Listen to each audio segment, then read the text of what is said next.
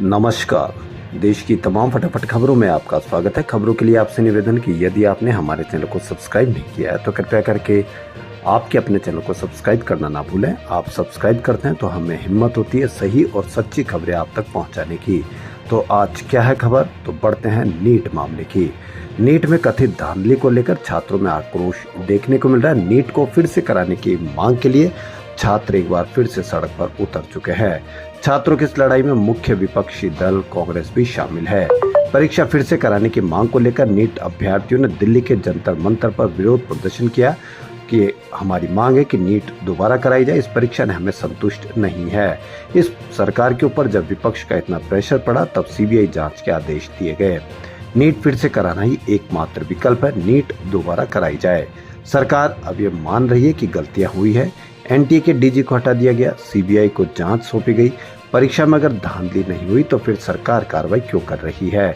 CBI को पहले भी जांच सौंपी जा सकती थी। जांच में देरी करने से आरोपियों को सबूत के साथ छेड़छाड़ करने का समय मिल गया है। हमारी मांग है कि परीक्षा फिर से कराई जाए ताकि छात्रों को इंसाफ मिले। सीबीआई जांच से कुछ नहीं होने वाला है। हमारी मांग परीक्षा दोबारा। कर्नाटक सेक्स स्कैंडल में फंसे जेडीएस नेता प्रज्वल रेवन्ना के बाद अब उसके भाई सूरज रेवन्ना को भी पुलिस ने रविवार को यानी आज गिरफ्तार कर लिया। सूरज पर सेक्सुअल हरेसमेंट का केस दर्ज किया गया है। जेडीएस पार्टी के कार्यकर्ता ने सूरज पर समलैंगिक संबंध बनाने के आरोप लगाया है।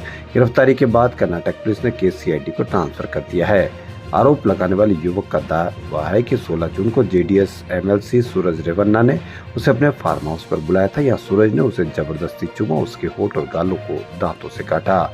युवक ने शनिवार को सूरज के खिलाफ हासन जिले के होलन नरसीपुरा पुलिस थाने में एफआईआर दर्ज कराई थी। पुलिस ने सूरज के खिलाफ आईपीसी की धारा 377, 342, 506 के तहत केस दर्ज किया है। हासन के पूर्व सांसद प्रज्वल रेवन्ना सूरज रेवन्ना जेडीएस विधायक एसडी रेवन्ना के बेटे और पूर्व प्रधानमंत्री एचडी देवगौड़ा के पोते हैं। सूरज प्रज्वल का बड़ा भाई है। प्रज्वल पर कई महिलाओं से यौन उत्पीड़न के आरोप है। 9 जून को प्रधानमंत्री नरेंद्र मोदी के शपथ लेने के साथ ही 18वीं लोकसभा का कामकाज शुरू हो गया। लोकसभा का पहला सत्र 24 जून यानी सोमवार से शुरू होगा और ये 3 जुलाई तक चलेगा। 10 दिन में कुल 8 बैठकें। 29-30 जून की छुट्टी होगी। सबसे पहले प्रोटेम स्पीकर भर्तृहरि महताब राष्ट्रपति भवन जाकर शपथ लेंगे। इसके बाद वे सुबह 11 बजे लोकसभा पहुंचेंगे। शुरुआत के 2 दिन यानी 24 और 25 जून को प्रोटेम स्पीकर नए सांसदों को शपथ दिलाएंगे। इसके बाद 26 जून को लोकसभा स्पीकर का चुनाव होगा। 27 जून को राज्यसभा का 264वां सत्र शुरू होगा। इसी दिन राष्ट्रपति द्रौपदी मुर्मू लोकसभा राज्यसभा के ज्वाइंट सेशन को संबोधित करेगी। इसके बाद प्रधानमंत्री मोदी बोलेंगे। सत्र के आखिरी 2 दिन राष्ट्रपति के अभिभाषण पर सरकार धन्यवाद प्रस्ताव लाएगी और दोनों सदनों में चर्चा होगी।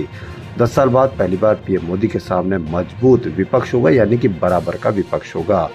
पिछले हफ्ते नीट में परीक्षा, नेट रद्द, ट्रेन हादसे, क्रिमिनल लॉ, लोकसभा चुनाव के बाद शेयर बाजार में गड़बड़ी के आरोपों पर और भी कई आरोपों पर विपक्ष इस बार गजब का हंगामा कर सकता है। बसपा सुप्रीमो मायावती ने अपने भतीजे आकाश आनंद पर एक बार फिर से भरोसा जताते हुए उनको न सिर्फ उत्तराधिकारी घोषित किया बल्कि आकाश आनंद को दोबारा पार्टी का राष्ट्रीय संयोजक भी बना दिया। लोकसभा चुनाव के बीच आकाश आनंद की आक्रामकता को देखते हुए मायावती ने अपने भतीजे को अपरिपक्व बताया था। इसके साथ उन्हें सभी जिम्मेदारियां वापस ले ली गई थी। अब एक बार फिर आकाश आनंद को दोबारा जिम्मेदारी बसपा सुप्रीमो मायावती ने दी है। मायावती के फैसले के बाद सियासी गलियारों में चर्चा इस बात की हो रही कि लोकसभा चुनाव के नतीजों से बसपा सुप्रीमो को अपने फैसले को वापस लेना पड़ा। इसके साथ ही अब देखना यह भी होगा कि क्या आकाश आनंद के तेवर लोकसभा चुनाव के दौरान जैसे ही होंगे या उनमें कोई बदलाव दिखेगा। चुनाव के दौरान जिस तरीके से आकाश आनंद ने बसपा के वोटरों से संवाद शुरू किया था वह बहुत आक्रामक था। वह कहते थे कि क्योंकि बसपा की रैलियों में आकाश आनंद की तरह बोलने की पद्धति नहीं रही, इसलिए बसपा सुप्रीमो को आकाश आनंद का ये तेवर पसंद नहीं आया। उन्हें भरे चुनाव के बीच में अपरिपक्व बताते हुए सभी पदों से हटा दिया गया। कांग्रेस के रायबरेली सांसद राहुल गांधी ने वायनाड के लोगों के लिए इमोशनल नोट लिखा है। असल में राहुल गांधी ने वायनाड और रायबरेली दोनों ही संसदीय क्षेत्रों से बड़े भारी मतों से जीत दर्ज की थी, लेकिन संवैधानिक नियमों के कारण वह अपनी वायनाड सीट छोड़ चुके हैं और रायबरेली से सांसद रहना उन्होंने चुना है।